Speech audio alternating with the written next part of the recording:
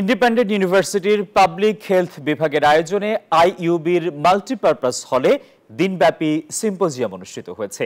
এর মূল প্রতিপাদ্য ছিল ethics in public health research and practice.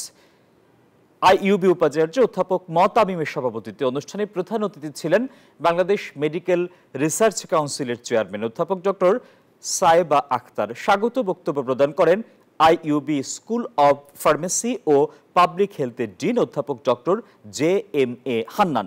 এরপর গোল টেবিল আলোচনায় বিভিন্ন প্রতিষ্ঠানের অংশগ্রহণকারীরা জনস্বাস্থ্য গবেষণায় নৈতিকতা নিয়ে মতবিনিময় করেন। জনস্বাস্থ্য গবেষণায় নৈতিকতার অপরিহার্যতা তুলে ধরেন বক্তারা।